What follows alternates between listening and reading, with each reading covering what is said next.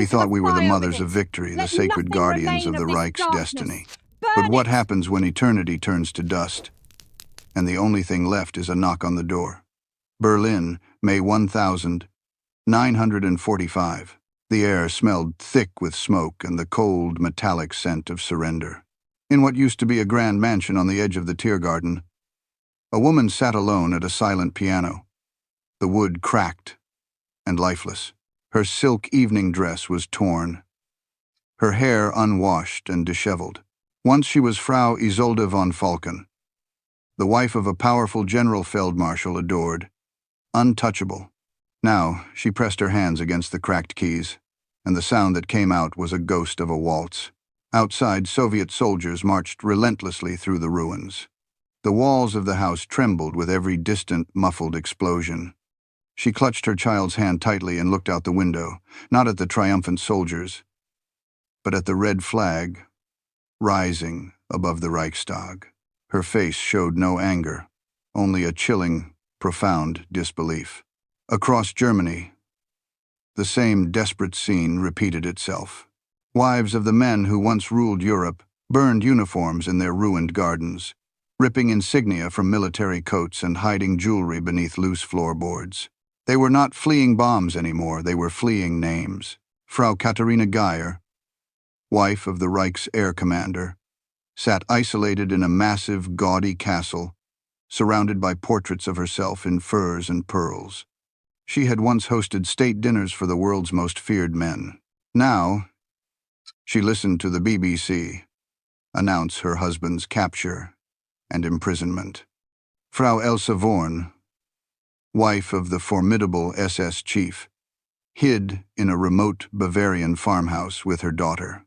She still believed her husband was a patriot, a true believer, not knowing he had already taken poison to escape justice. Frau Helle Rhein, widow of the legendary desert marshal, waited quietly in her home, surrounded by letters and medals, clinging to the belief that her husband died with honor, a martyr. For 6 years, these women had lived in a world built entirely on illusion, of glory, of destiny, of Aryan superiority. They dined with the powerful and slept beside men who commanded millions to their deaths. They believed they were part of something eternal. Now eternity had turned to dust. On the radio, Goebbels' final, frantic broadcast crackled into silence. The streets outside were filled with smoke and broken glass. The once grand salons of Berlin were nothing but ruins, and in them sat the women who had been assured that war would never truly touch them. They wrapped tattered tablecloths around their children, tore curtains to make crude bandages, and whispered the same terrifying question over and over. What will they do to us now? The Allies were coming, not the uniformed devils they had been promised, but young soldiers from Iowa, from Texas, from Manchester, and Montreal. They arrived not as devils seeking vengeance, but as victors carrying ration bars and cheap cigarettes. The contrast was unbearable, a moral shockwave. In one captured town, a woman who had once toasted Hitler with fine champagne now desperately traded her last gold ring for a loaf of bread. Another, once the queen of a general's household, stood in a silent line with refugees, clutching a battered tin cup. A lifetime of obscene privilege collapsed in a single devastating afternoon. In the ashes of the Reich, power changed form entirely. The men who led armies were either dead or in handcuffs, their names already synonymous with atrocity. Their wives left behind faced something worse than prison, the mirror. The silence after defeat was louder than any gunfire. It was the crushing silence of realization that the glorious empire they believed in was not destroyed by external enemies, but by the terrible lies they had willingly chosen to live beside. As night fell over Berlin, Frau von Falken closed the piano lid and stared into the dark. The sound of distant boots faded. The last of the wine bottles lay shattered on the floor. She whispered to no one, her voice catching on the despair. It wasn't supposed to end this way, but it did.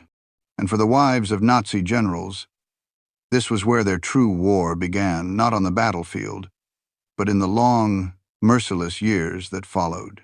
Before the bombs, before the ruins, their world was marble and music. The wives of Nazi generals lived lives of ostentatious grace and iron certainty, or so they desperately tried to tell themselves. Berlin, Munich, Salzburg.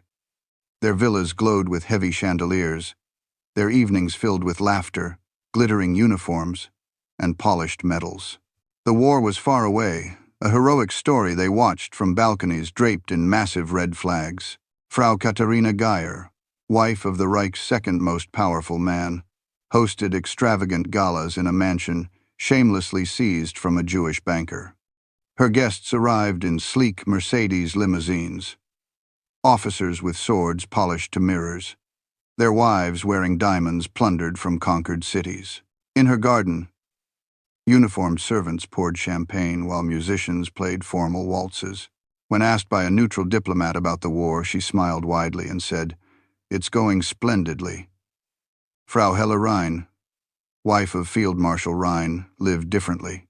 Her husband was genuinely adored by both the army and the populace, the desert marshal. She wore no furs, no medals, only quiet, unpretentious pride. She truly believed her husband was a soldier of honor, entirely separate from the rot of politics.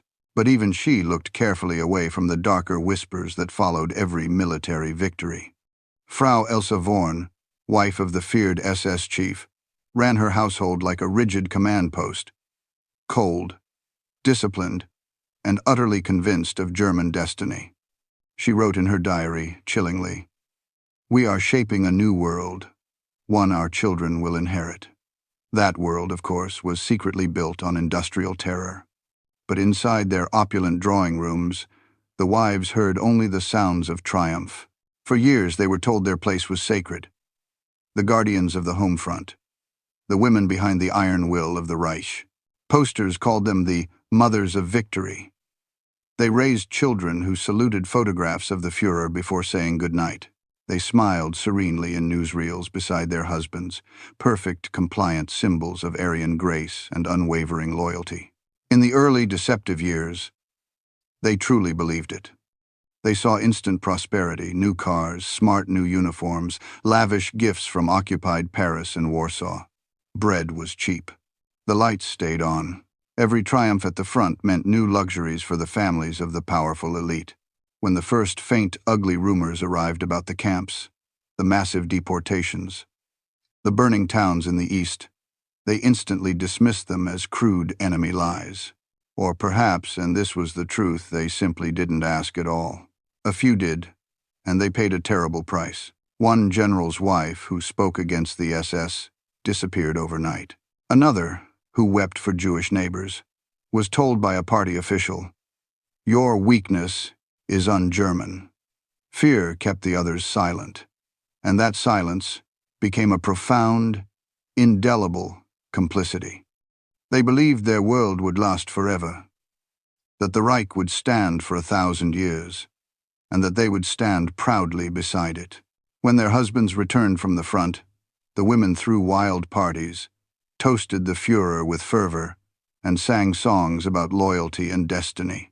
But under the music, the cracks were visibly spreading. The wounded came home without arms, without eyes.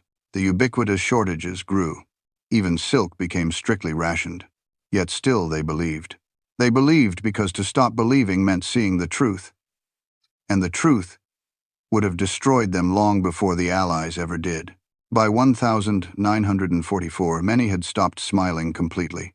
The letters from the front grew darker, more desperate. Allied bombers thundered constantly overhead, shaking the expensive chandeliers. Their husbands spoke in frantic half-whispers, their eyes haunted by the catastrophic reality they could not admit. The women pretended not to see any of it. In Berlin, Frau Geyer still threw elaborate parties, though the lights now flickered erratically, and the champagne was noticeably watered down. Frau Vorn still lectured her household about duty as the walls trembled from nearby explosions. And Frau Rhein still prayed her husband's misguided loyalty would save him from the storm she could feel violently approaching. For years they stood proudly behind power. And then suddenly, power turned to smoke and ash. They had loved the imposing uniforms, not realizing they were shrouds. They had believed blindly in honor, not seeing it was built entirely on ashes and bones. In 1945, as the Reich began its final, catastrophic collapse, every dinner, every diamond, every posed photograph beside a uniform became damning evidence, and the women who once smiled for the cameras would soon face them again under harsh interrogation lights. By 1945, Germany was a graveyard with smoke for a sky. The wives who once hosted grand, opulent dinners now lived under sputtering candlelight in damp cellars. The wail of the air raid sirens replaced the waltzes that once filled their grand halls. The war they had carefully watched from a safe distance was now violently crashing at their doorstep. In Berlin, Frau Geyer's polished marble staircase was covered in thick layers of dust and debris. She slept on a cot in the basement of Geyer Hall, her husband's once proud estate, while above her the last few chandeliers rattled violently from explosions. The self-proclaimed Queen of the Reich was now desperately rationing canned food. The champagne was long gone, replaced by stale, often contaminated water. Her servants had fled weeks ago. Her gold-framed mirror still hung precariously on the wall, but she could barely recognize the gaunt, terrified woman staring back. Frau Vorn, who had once confidently written about Germany's destined future, was fleeing frantically across Bavaria with her daughter. She carried one small, battered suitcase, a few family photographs, and a crudely forged false name. She still clung to the desperate belief that Heinrich would save them. She didn't know he was already dead, captured, exposed, and tragically gone by his own hand. Frau Rhein, in the quiet, desperate town of Herlingen, folded her husband's old field jacket and placed it reverently in a drawer. She had been officially told he took poison after being accused of treason.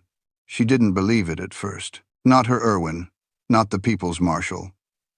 But deep down, she knew. The war had tragically devoured even its most loyal and decorated sons. Elsewhere, the wives of SS officers frantically burned their husbands' black uniforms in backyard bonfires, while Allied shells thundered heavily in the distance. The swastikas, the incriminating photographs, the shining medals all went into the hungry flames. One woman whispered to her neighbor, "Maybe if we burn it all, they won't know what we were." But the acrid, black smoke rising told its own definitive story. Across Germany, defeat spread faster than any fire. The Allies advanced relentlessly from the west. The Soviets poured in from the east. The once proud, untouchable villas of the generals' wives became pathetic shelters for masses of traumatized refugees.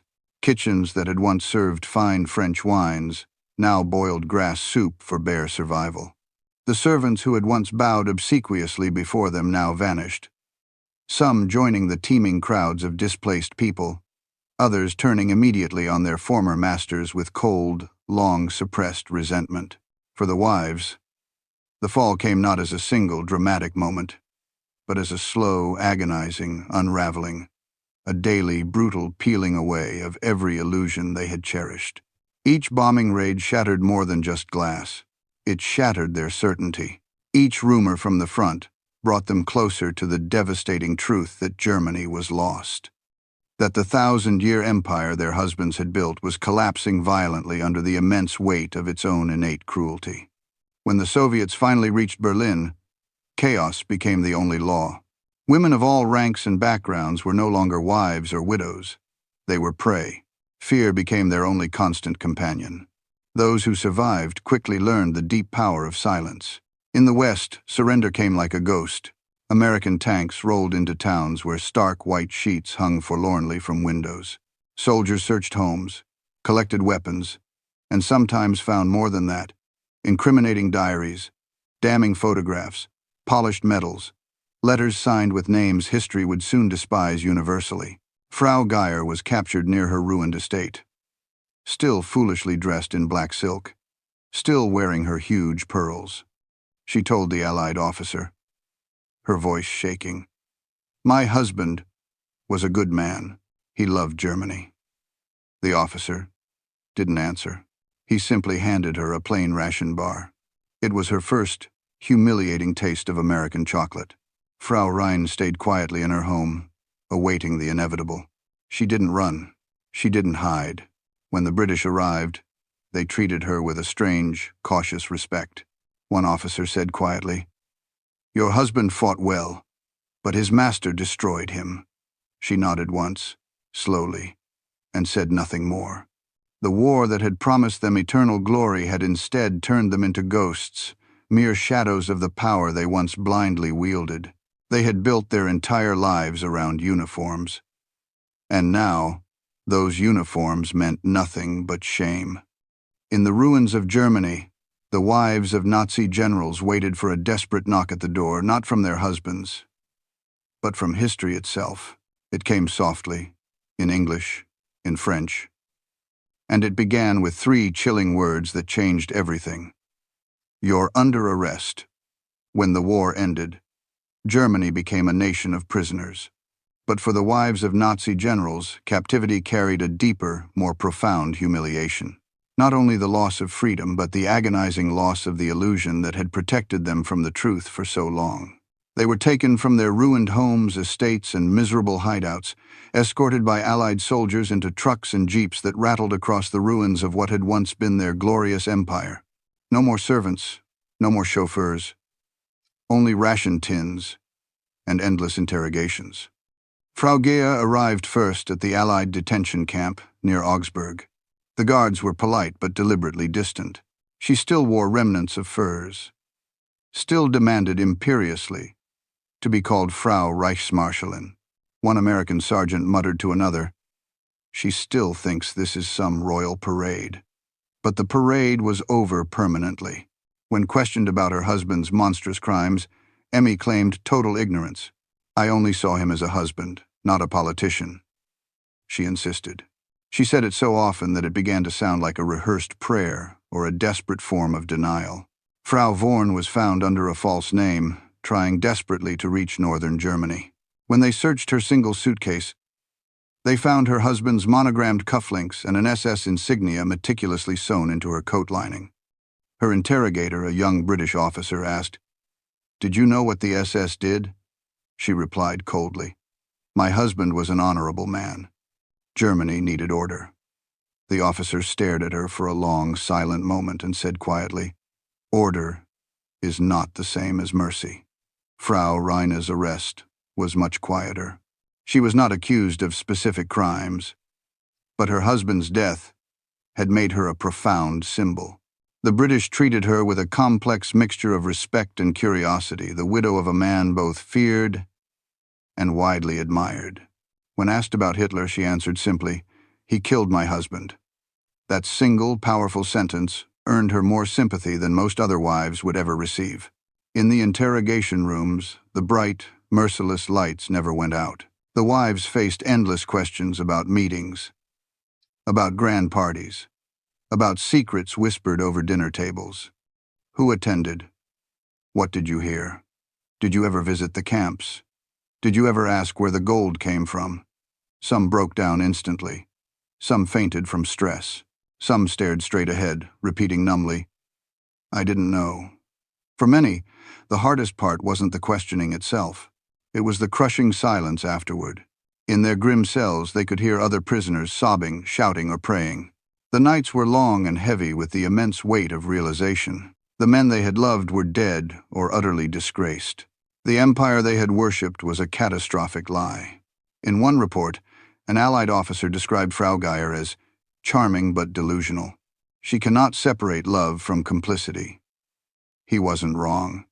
When asked about the vast amounts of looted art her husband had collected, she said he only wanted to preserve beauty. When asked about the millions who suffered and died, she whispered, "I never saw it." Frau Vorn, meanwhile, remained fiercely defiant. Even in captivity, she lectured other prisoners about German honor. But the world had irrevocably changed. No one listened anymore. Some wives tried to desperately bargain. They offered information, contacts, old letters, anything that might lessen their sentence. A few did provide evidence that later helped the Allies track Nazi officials who had escaped justice. But even cooperation couldn't erase what they fundamentally represented. The interrogations revealed something more tragic than mere guilt: blindness. These women were not deliberate monsters. They were fervent believers.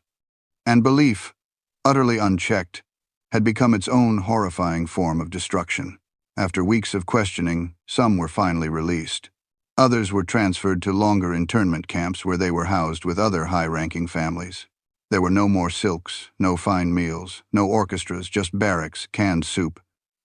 Time to think, time to remember, time to finally see what they had so willfully refused to see. Letters began to arrive from the outside, from relatives, from strangers, from the new, fractured German government. They all asked the same haunting question. What did you know? Most never answered. In the stillness of the camps, one of the wives wrote in her journal, "We built our lives around gods made of men. When they fell, they took us with them. Now I no longer dream of Germany's victory. I dream of forgiveness." By late 1946, the Nuremberg trials were well underway. The world watched as Nazi leaders faced justice under glaring lights and cameras. But behind the courtroom, in shadows history rarely visits, sat another group, the women who once shared their tables, their secrets, and their names. For the wives of Nazi generals, judgment didn't come with a neat verdict. It came in whispers, in stares, in crushing silence. Society didn't know what to do with them. Were they victims, or were they complicit? How do you punish belief? How do you forgive denial? Frau Geyer attended her husband's trial only once. She sat in the gallery as Hermann, thinner but still defiant, faced the judges. When the verdict was read, death by hanging, she didn't cry. She stood, adjusted her coat, and walked stiffly out of the courtroom. A journalist later wrote, "She looked like a woman leaving a theater after a bad play." But in her cell that night, she tore the photograph of them together and whispered, "You brought this upon us." Frau Vorn was never tried, but her name was poison. No one would employ her. Her daughter was denied entry to schools. In Allied records, she was described as intelligent, proud, and unrepentant. She lived the rest of her life under constant surveillance, moving from village to village, always clinging to the insistence that she knew nothing. Yet even her neighbors actively avoided her. To them, she was the shadow of the SS, the woman who once dined on silver while others starved. Frau Rhein fared differently because her husband had died opposing Hitler. She was treated with cautious sympathy. The British allowed her to keep her home, though it was stripped of all valuables. She spent her days answering letters from veterans and widows, all asking the same question: was Rhein truly one of them, or one of us? Her replies were short, polite, and always ended the same way. He did what honor demanded. Across occupied Germany, the former wives of the Reich tried desperately to survive in a world that no longer had a place for them. They sold jewelry for basic food, sewed clothes for American soldiers, and stood in bread lines beside the very people they once considered beneath them. Some remarried, some drank heavily, some faded quietly into utter poverty. But a few, like Frau Geyer, reinvented themselves. After her release, she opened a small boutique under her maiden name. When asked about her past, she would smile and say, "That was another life." Customers came out of curiosity, to see the woman who had once lived at the center of the Reich. She never apologized. She simply endured. For others, the weight of history never lifted. Frau Vorn died bitter and forgotten, her final years marked by isolation. Frau Rhein became a symbol of the good German, though she never claimed the title. She visited her husband's grave every year, laying a single white rose and whispering words no one ever heard. The judgment that history delivered to these women was not of law but of memory. They weren't imprisoned behind physical walls. They were imprisoned behind their own names. Every conversation, every introduction, every letter carried the crushing past with it. They could change their towns, their clothes, their stories, but never their identity. In post-war Germany, children grew up asking their mothers, "What did father do?" Some mothers lied, some stayed silent, and some, very few, finally spoke the truth. One, writing in her diary decades later, confessed, We were not beaten by bombs or soldiers. We were beaten by truth. The world moved on. Germany rebuilt. But in small houses across the new republic, the wives of the old Reich lived in quiet exile, unpunished, unredeemed, and unforgettable. Their survival was not freedom.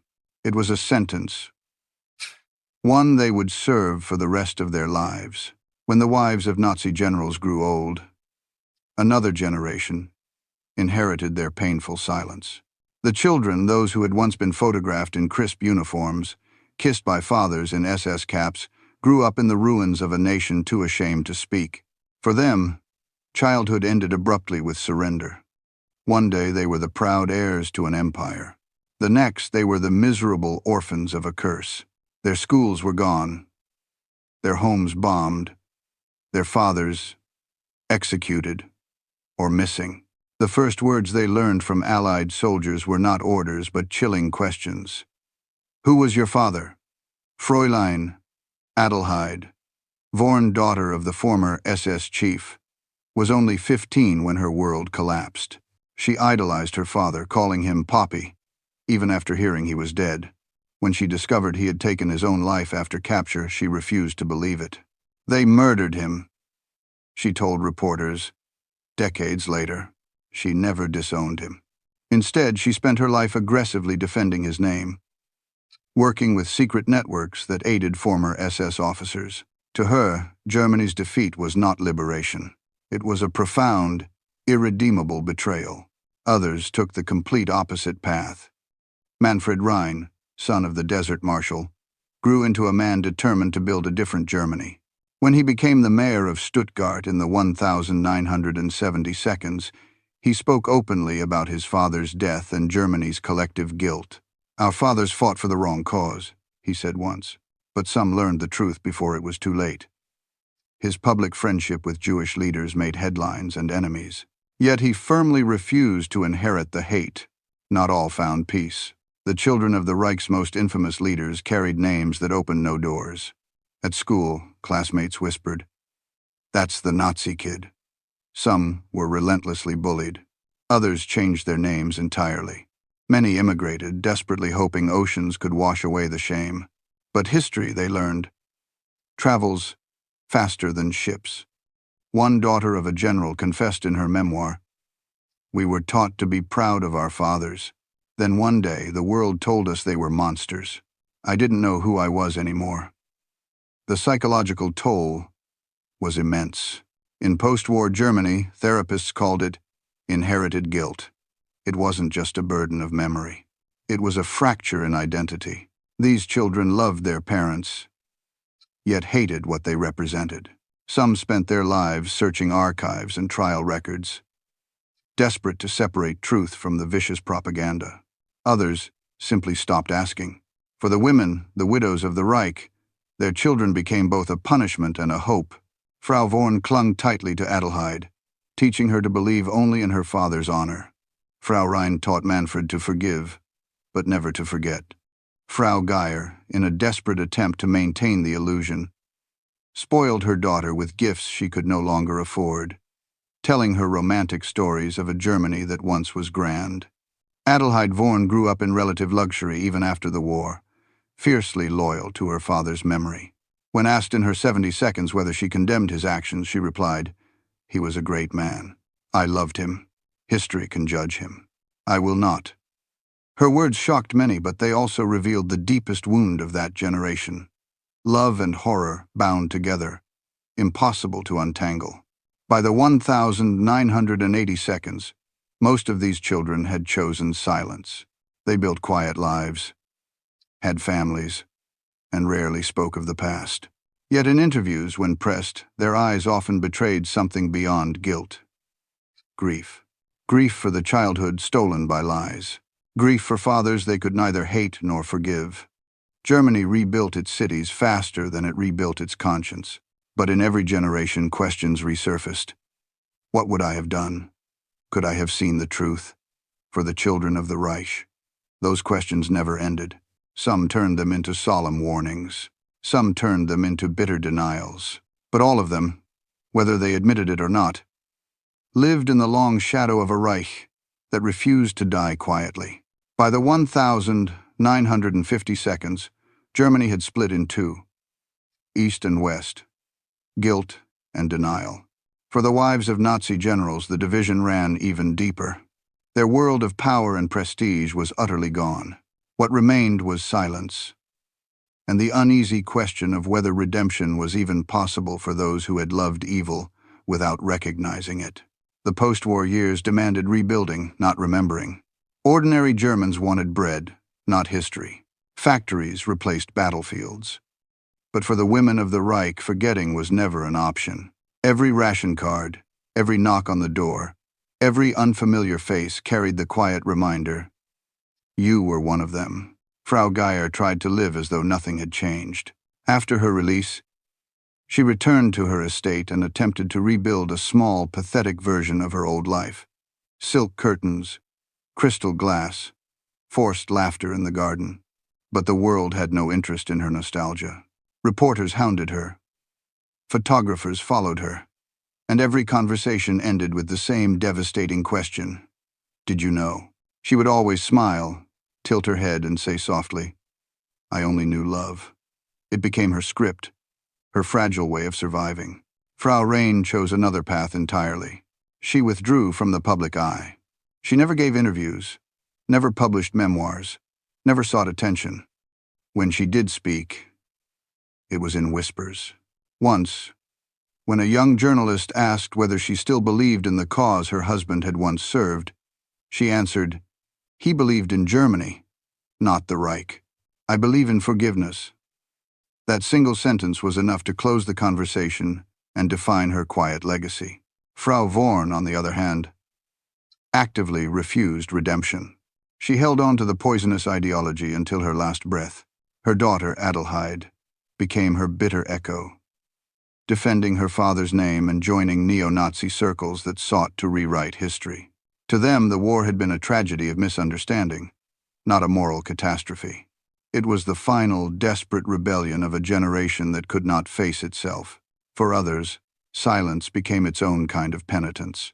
They didn't speak because they couldn't. Words would have meant admitting that the men they'd adored were monsters, that their comfort had been built on immense human suffering. And so they lived quietly, politely, never quite belonging in the new Germany that rose from the ashes.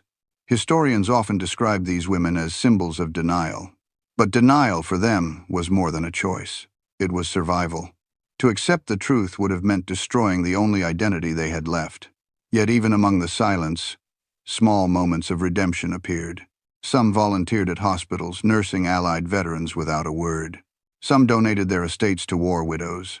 Others raised children who became outspoken voices against fascism. Redemption didn't come in grand gestures.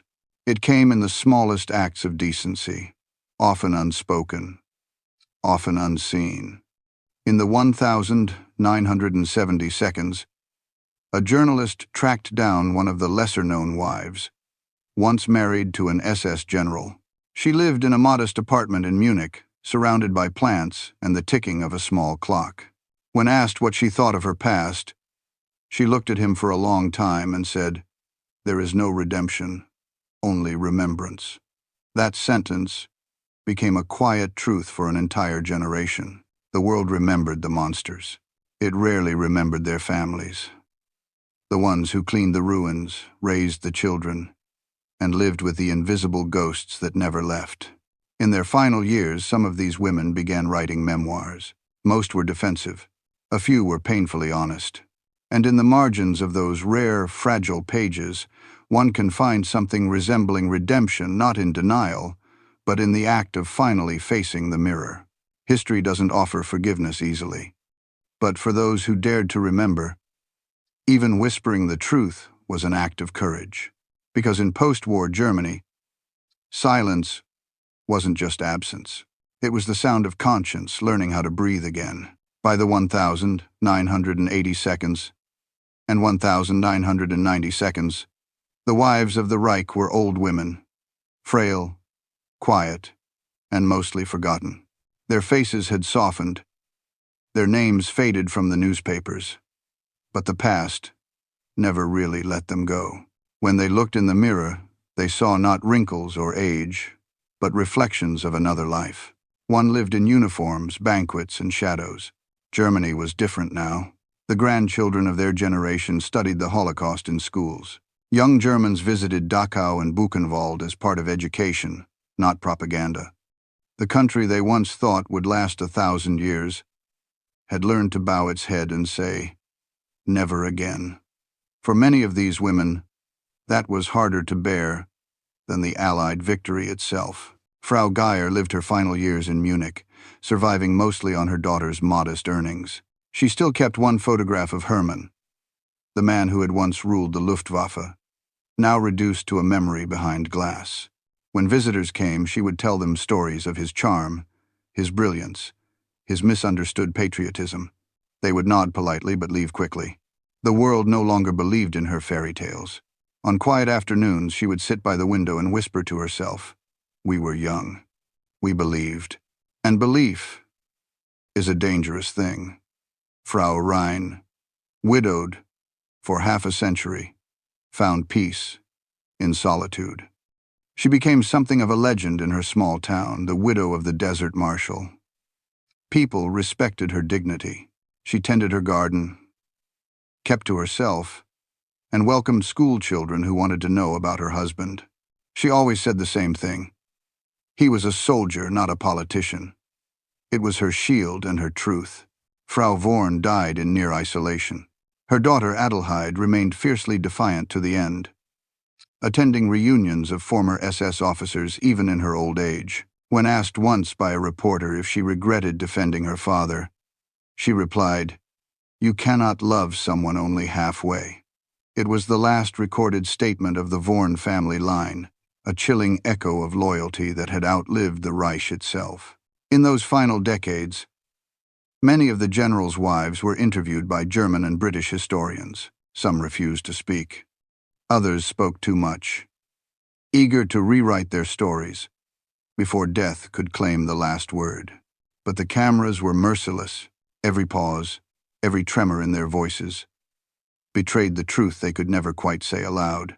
"I didn't know" became "I didn't want to know." "I was afraid" became "I didn't ask." And in those cracks of hesitation, history found its confession. By the early 2000s, only a handful of them were still alive. Their homes were modest, their names footnotes in documentaries and books. Yet their legacies lingered in archives, in family letters, in the way Germany still struggled with the question, what do we owe to truth? Some of their grandchildren became historians, journalists, human rights lawyers. They dug into family archives, finding diaries, photos, and documents their grandmothers had hidden. The discoveries shattered generations of silence. And in a way, that became the final act of reckoning, not from the women themselves, but from those who came after them. One granddaughter of a Nazi officer's wife wrote, "She never spoke about it, but her silence was deafening. When I found his letters, I finally understood." She carried his crimes in her heart, not because she agreed with them, but because she loved the man who committed them. In their old age, many of these women seemed to live suspended between worlds, between guilt and denial, love and horror, life and history. They couldn't undo the past, and they couldn't escape it, so they simply endured it quietly until time did what courts could not. It passed judgment through memory. When the last of them died, there were no crowds, no headlines, no flowers left on graves, just silence. The kind that comes when a nation decides some memories are better left unspoken. But history, as it always does, refuses to stay buried. Their deaths didn't end the story. They only changed its shape. What remained was a legacy scattered through diaries, letters, and the descendants who found them by accident, tucked behind photo frames, inside old sewing kits, or folded between Bible pages. These fragments revealed the human side of history's most monstrous machinery.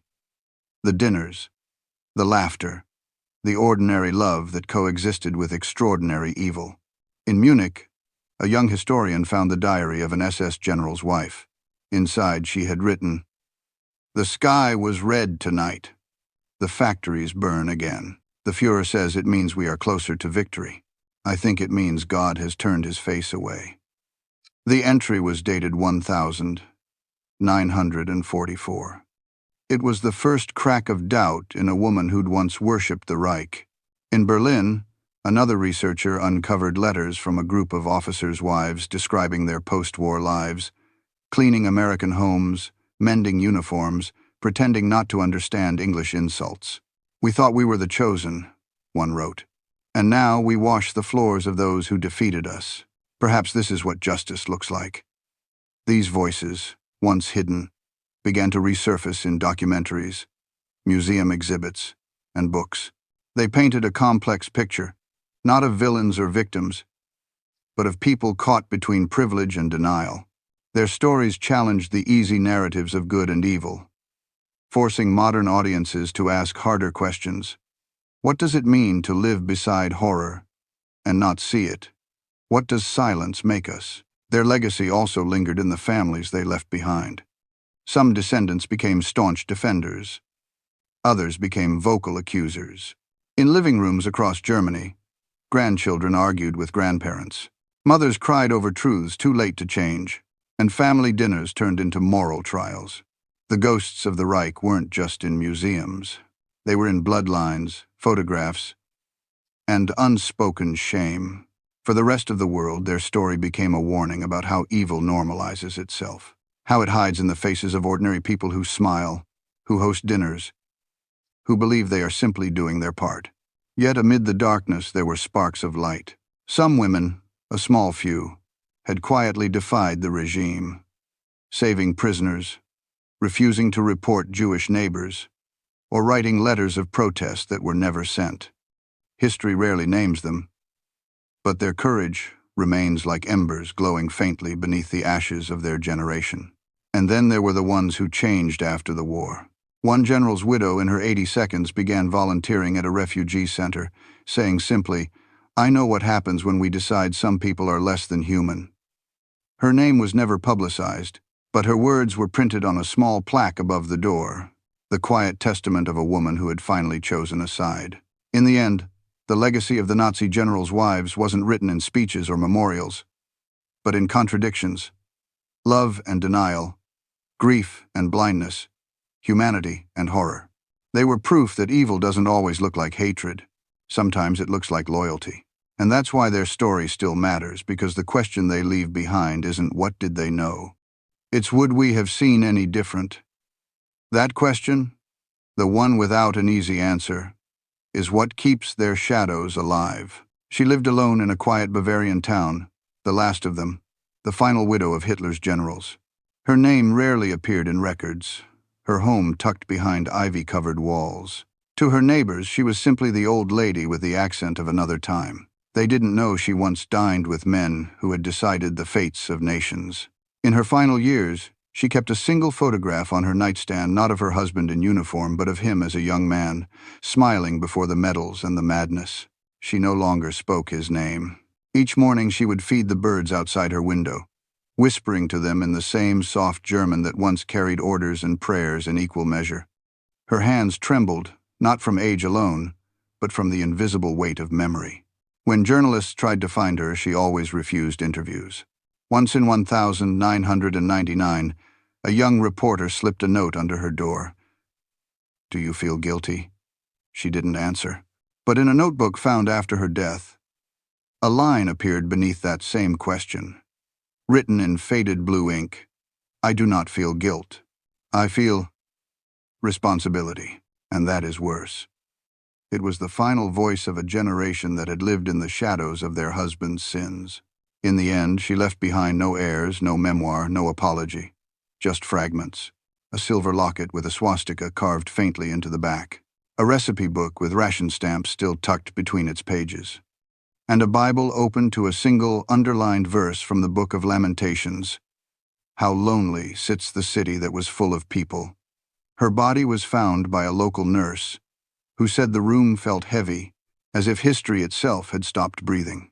When news of her death reached historians, one of them said quietly, And now the witnesses are gone. Only the evidence remains. But that wasn't entirely true. The real evidence was never in the documents. It was in what Germany became afterward. A nation that faced itself, that rebuilt not only its cities, but its conscience. The last widow became a ghost, not just of the past, but of a warning that evil often comes wrapped in charm, in uniforms, in dinner parties, and that love, unexamined, can be as dangerous as hate. Her story and those of the others remind us that history isn't just written by the victors. It's carried by the survivors, even those who never spoke. And in that silence, in those empty rooms where voices once plotted empires, the truth still echoes. Power fades. Ideology dies.